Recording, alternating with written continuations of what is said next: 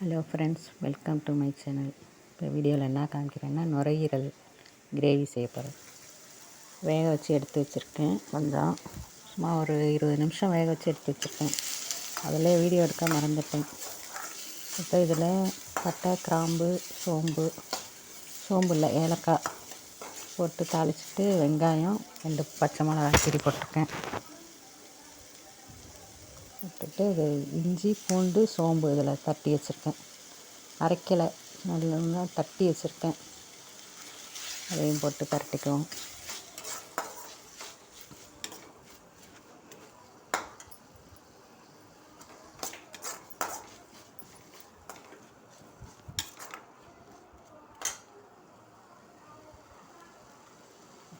கொஞ்சம் நல்லா இது பச்சை வாடை போகிற மாதிரி பரட்டிட்டு தேவையான உப்பை போட்டுக்கிறேன்.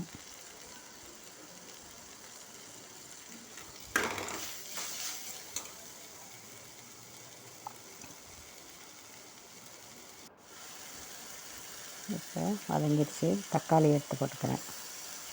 ஒரு 3 தக்காளியை போட்டிருக்கேன்.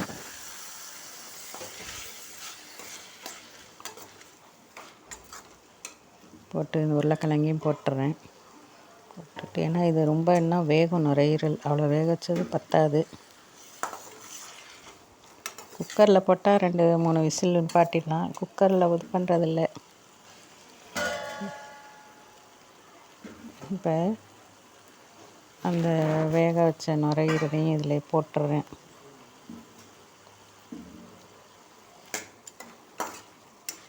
எல்லாத்தையும் ஒரு இதாக இது பண்ணிவிட்டு வேக வச்ச நுரையீரலையும் போட்டுட்டு, இது ஒரு நுரையீரல் ஃப்ரெண்ட்ஸ். அது சுவரொட்டி கூட இல்லை, சுவரொட்டி கூட சேர்த்து கொடுப்பாங்க. கொஞ்சம் லேட்டாக போனதுனால சுவரொட்டி இல்லை, வெறும் நுரையீரல் தான். போட்டு இதுக்கு தேவையான மிளகாத்தூள் காரத்துக்கு தகுந்த மாதிரி போட்டுக்கலாம். இது காரமாக இருக்கிறதுனால நான் 1½ ஸ்பூன் மாத்திரம் போட்டுக்குவேன்.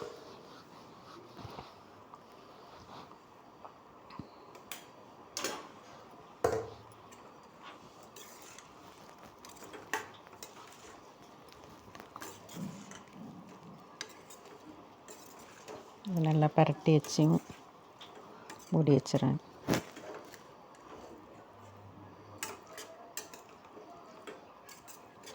இது அப்படியே ஒரு 1/2 மணி நேரத்துக்கு மேலே வேகும் ஃப்ரெண்ட்ஸ்.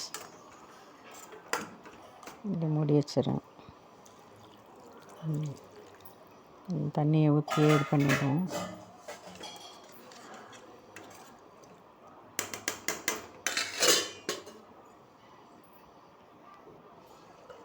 பாருங்கள், 1/2 மணி நேரத்துக்கு மேலே ஆயிட்டு அப்படியே எல்லாம் சுண்டி அப்படியே கொஞ்சம் கிரேவி மாதிரி வந்துடுச்சு. இப்போ இந்த கொத்தமல்லி கொஞ்சம் புதினா இருந்தது, அதை தூவிட்டு ஆஃப் பண்ணிடலாம் அடுப்பை.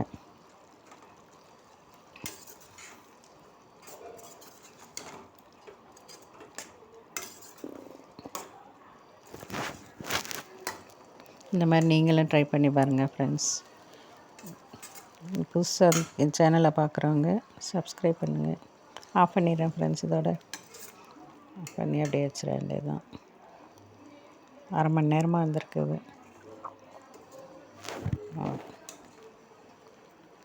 ஓகே ஃப்ரெண்ட்ஸ், புதுசாக பார்க்குறவங்க சப்ஸ்கிரைப் பண்ணுங்கள். அடுத்த வீடியோவில் பார்க்குறேன் ஃப்ரெண்ட்ஸ்.